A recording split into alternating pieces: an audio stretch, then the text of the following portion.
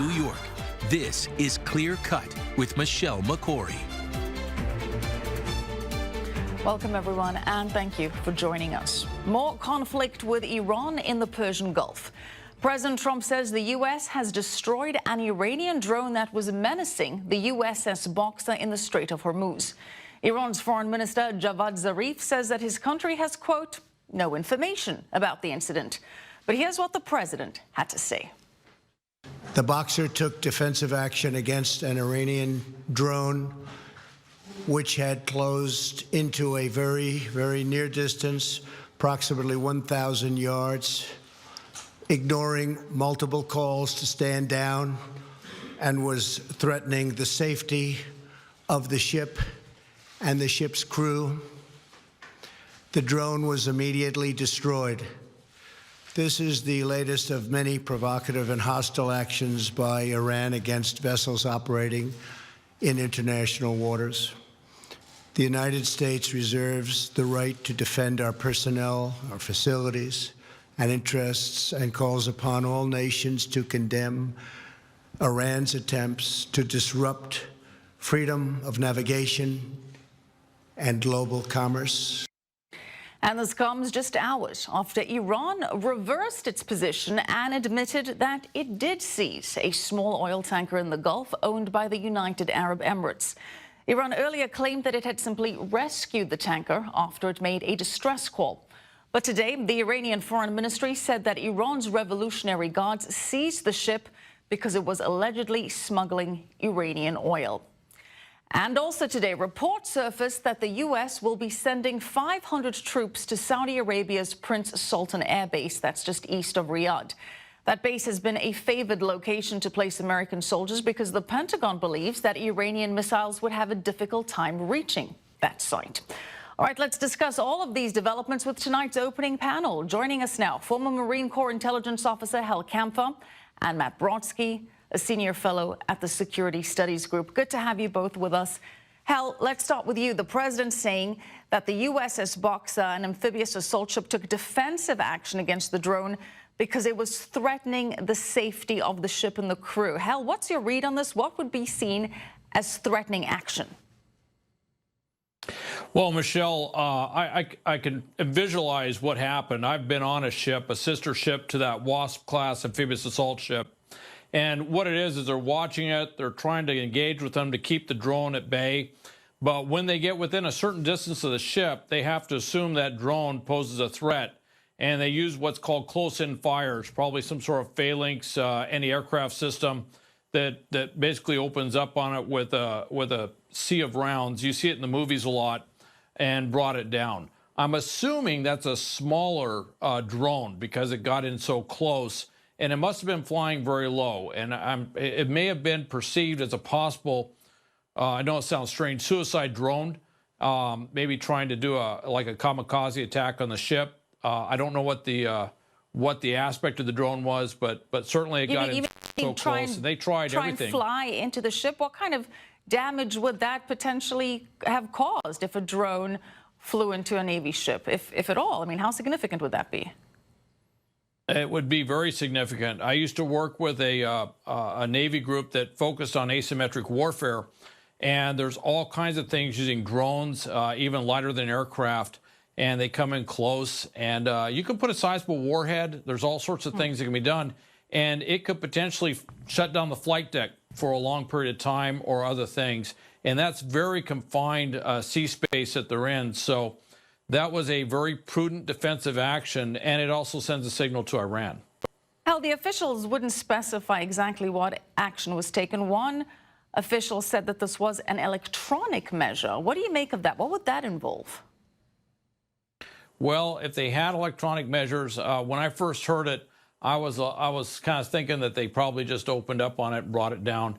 There are some measures, electronic, like Defender and some other things. In fact, there's a very advanced system out of Israel that the Air Force just bought that can be used to intercept the signal to bring the drone down. Basically what it is you can do a couple things. You can spoof the signal to take over control of the drone, or you can interrupt the signal, and sometimes the drone will either land or go back to base. In this case, since they brought it down, I think they did something to interrupt the signal and maybe take over the drone and fly it into the water. Matt, the Iranian foreign minister is saying that he is not aware of any downing of an Iranian drone. What do you make of that denial? Well, I mean, they lie frequently, number one. Number two, they, of course, try to use the game of plausible deniability, since we know that they have proxies throughout the region and extensions of them. Of course, we sanctioned some of them today in Iraq from the hostile Shabi. So they can, of course, he can claim that it could have been a proxy that used it. I mean, look, on Monday, he gave an interview in English and also was trying to explain how much Iran spends on its military, and was a completely wrong figure because, of course, he doesn't account for the money that is going to even the Revolutionary Guards, the Quds Force, and that. So basically, I don't make much of anything that Javad Zarif says. It's too bad he's considered a darling in Western media and among think tanks, but what he says should normally be dismissed. And amongst many Europeans, Matt, because despite all of this, we have the French President Emmanuel Macron still trying to save the deal, taking a stance with Russia that their priority is to try and save the 2015 deal. Now, we know that Iran is violating the deal. Iran is attacking tankers in the Gulf of Oman. Iran has even tried to assassinate dissidents on French soil in Paris, and Iran even confirming that it has detained a French-Iranian scholar on what it says are unspecified charges. So, Matt, what is it going to take for France to stop this appeasement, as Prime Minister Netanyahu puts it? Yeah, honestly, I wish I knew. France is. I don't have words for it. It's unbelievable. As you just laid out the case for the terrorist attack that was thwarted apparently by the Mossad that helped France, and they still are just willing to appease anything that happens there.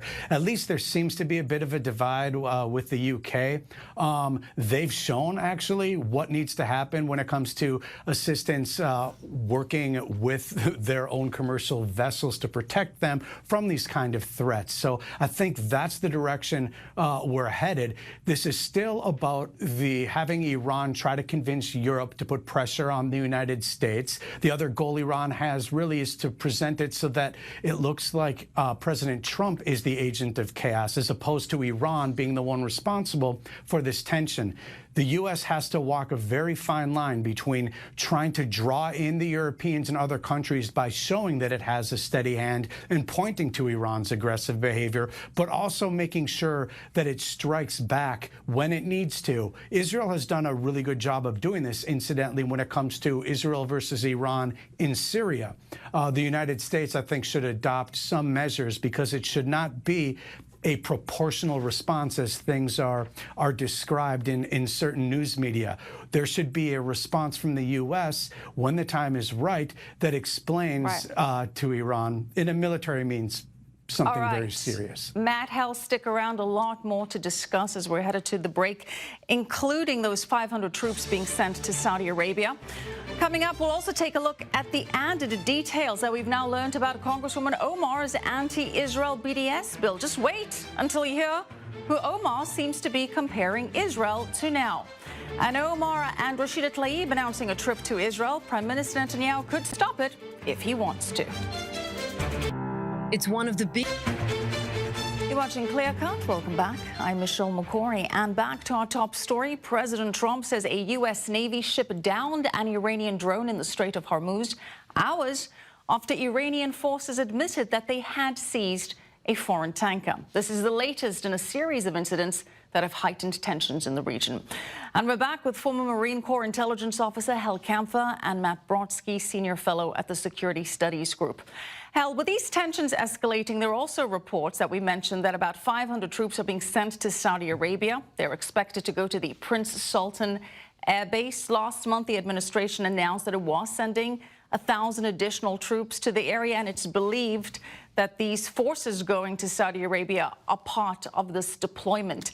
Do you think, Hal, that the Saudis are asking for U.S. backup, or is this a strategic location for the U.S. to be and to bolster forces? Michelle, Prince Sultan Air Base, or what we call PSAB, has always been a strategic air base. It's in a very good location. It's good for force protection because it kind of sits far away from everything. In fact, that's after the Khobar bombings. That's where we relocate a lot of our forces, was to Prince Sultan Air Base because of that reason. Now, what I've seen is that we have a lot of engineer units out there improving the runway, improving a lot of the facilities, which makes sense. We haven't been operating out of that base for a very long time, and I imagine there's a lot of improvements, a lot of things they need to bring up to snuff so we can operate out of there. But having, whatever we fly out of there, which might be F-22s or something, having them there, if you look at how everything's geographically spread throughout the Gulf, that gives us an ability to launch aircraft, and if we're going to do strikes, do a quick turnaround for sorties. In other words, we only have X number of planes, but if we can get those planes in there doing missions, come back, turn around quickly and do another mission, it's a force multiplier. How does it signal that a military confrontation is more likely? Well, it signals to the Iranians that we're getting ready, and that if they make a miscalculation, we can respond very quickly. It also signals something else, which is we're looking at air power with whatever we do, air power and to some extent sea power. Whatever is being planned, I would be surprised if they're looking at a protracted ground campaign. The comparison between this and Iraq, they're very different scenarios, and what we're really trying to do is change the behavior of the regime, not actually go in there and do regime change like we did with Iraq. So it's a different mission, and with that you have a different force structure. Matt, what is your read on this development, and how does this perhaps up the ante in the region now? I think the U.S. has to be prepared for any contingency. We've clearly put in a lot more into Al Udeid Air Force Base, which is the forward operating center for CENTCOM. We have our B-52s there. We made sure that we took pictures of that and released that publicly when they arrived again. And these, of course, are the longer range, heavy, they carry a lot of heavy ordnance.